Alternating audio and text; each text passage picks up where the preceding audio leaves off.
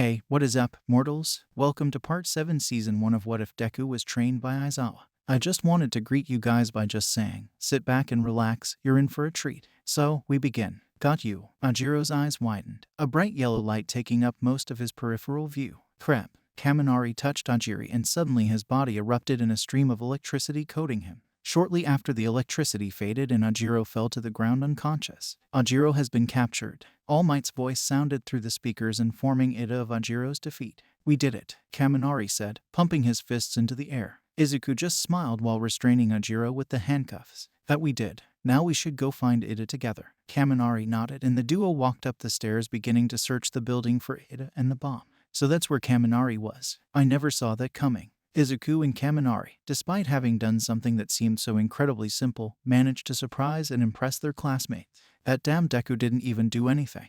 Bakugo grumbled under his breath. Other than glaring at their opponent, Izuku hadn't actually done much. It looked as if he hadn't even originally intended to fight Ajiro in the first place. Smart. Midoriya probably didn't want to waste too much time on Ajiro. Momo observed the screens closely as Izuku and Kaminari got closer and closer to Ida, who was frantically moving about in the bomb room getting ready for Izuku and Kaminari to inevitably arrive. Not gonna lie, I am partially glad I didn't get matched up against them. But part of me also wishes I did get matched up against them because of Midoriya, Kirishima added on. Despite being with All Might in the room, the boy couldn't help but be honest. He was up for a good challenge, but Midoriya and Kirishima just looked like easy pickings. Perhaps you are right, young. Yes, young Kirishima. Anyways, perhaps you are right about wanting to fight Midoriya. There is no harm or foul in wanting to have it easy. But remember, students. All Might paused as Izuku and Kaminari entered the room, which was filled with wooden cargo boxes stacked up in various cubes with Ida standing in the middle of the room. Someone who knows what it's like to feel powerless will improvise.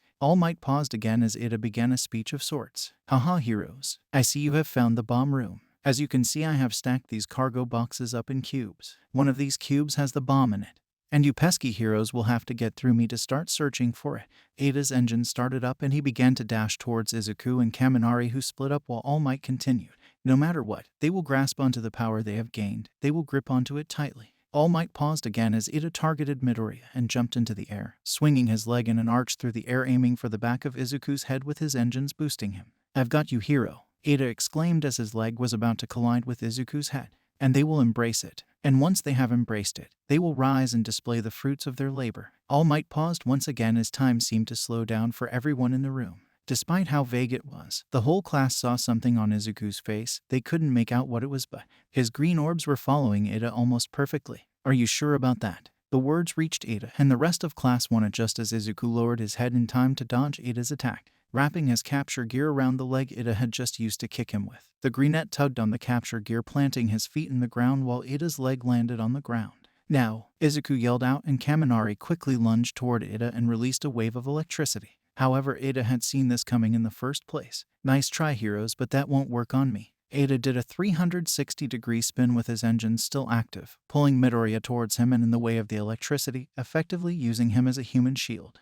Gah! Izuku gasped as a wave of electricity shot through him and his body spazzed. Crap! Kaminari yelled out, quickly letting the electricity dissipate. Ida in this moment used Kaminari's distraction to his advantage. Using his free leg, Ida kicked Kaminari's jaw in an upwards kick, knocking him off his feet and unconscious simultaneously. You might have somehow managed to defeat my compatriot, but you never stood a chance against me. Ida began to maniacally laugh, taking his role a tad bit too seriously. What? He took them down in seconds. His reaction speed is so fast. Kirishima and Uraraka both gasped due to the sudden revelation. Ida had practically defeated them in seconds. He took them down in seconds. Usui added in. Bakugo in the meantime just scoffed, turning his head to face away from the screen with furrowed eyebrows and what looked to be a forced smirk. That shitty Deku always has to one-up his opponents. Bakugo mumbled. Some of the students, including Momo who were closer to him, heard his words. What do you mean? Kirishima asked. And before anyone else could ask the same question, Momo responded, her eyes widened after having just realized something thanks to Bakugo.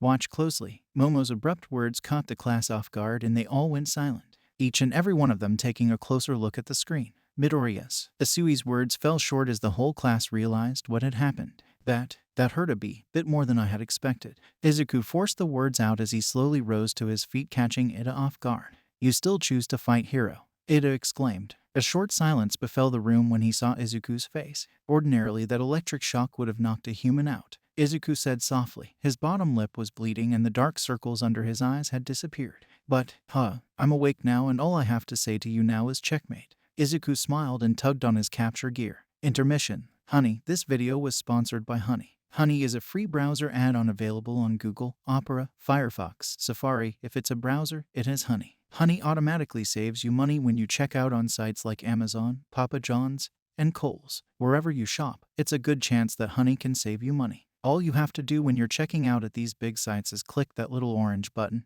and it will scan the entire internet and find discount codes for you. It takes 2 clicks to install Honey. Now anytime you check out, Honey will scan the whole internet and find coupon codes for you. If there is a coupon code, they will find it, and if there's not a coupon code, you can rest assured that you are getting the best price possible. If you install Honey right now, you can save so much money on your online shopping doing nothing. There's no reason not to install Honey. It takes 2 clicks, 10 million people use it, 100,000 5-star reviews. Unless you hate money, you should install Honey. Use the link in the description to start saving money now. Continuation. What? Ada exclaimed as his legs were pulled out from under him, the hard metal of his hero costume clanking against the concrete floor below them. I wasn't expecting you to react so fast and knock Kirishima out, but what I was expecting was for you to get carried away with monologuing. Izuku confused Ada. They barely knew each other, so how could the Greenette possibly have known what he would do? Minutes earlier. What are we going to do, Mido? Kaminari whispered softly just outside of the entrance to the boom room that Ada had just finished preparing. Mido, Izuku responded in confusion before shaking his head and answering. SHHH, give me a second. Izuku held a hand up, moving his head forward so that he could hear Ida, who was talking to himself. All right, Ida, you must prepare yourself. You need to take this seriously. Ada began to do a series of throat exercises to prepare his vocal cords. Heroes, I see you've arrived. No, that won't do. I need to do something with more edge. Ada pinched his chin in between his index finger and thumb for a brief moment. I know. Heroes. I see you have found the bomb room. As you can see, I have stacked these cargo boxes up in cubes. One of these cubes has the bomb in it, and you pesky heroes will have to get through me to start searching for it. Ada's words fell short at the end, and Kaminari, who was also listening, struggled to hold back a laugh that was beginning to form at the back of his mouth. Yes, and if I manage to defeat them, I should also go on a tangent about how I was able to defeat them. Ada went on to plan out some of his potential tangents, and even Izuku in his tired state couldn't help but smile. Regardless, the Greenette turned to face his teammate. All right, here's the plan. Back in the present, Izuku stood over Ada, using his capture gear to tie his legs together and shortly after using the handcuffs to restrain his hands. Thank goodness you took the role so seriously. If it weren't for that, this fight would have started and ended a lot differently, Midoriya said softly, patting Ada on the shoulder before taking on a serious expression. Now I just need to find the bomb. Izuku quickly searched through the room, gently removing a box from each cube and looking inside of them for the bomb. Roughly 3 minutes later, Izuku found the bomb. The hero team wins, and with less than a minute to spare, All Might spoke through the speakers to the students, and Izuku quickly released Ada before checking on Kaminari, who was slowly waking up. You all right, Kaminari? Izuku's voice had returned to its tired state, and the dark circles under his eyes had partially returned. Yeah, did we win? Kaminari's eyes lit up and Izuku simply nodded. Izuku walked over to Ada and untied him, removing all of the restraints before helping him up and holding a hand out to shake the blue boy's hand.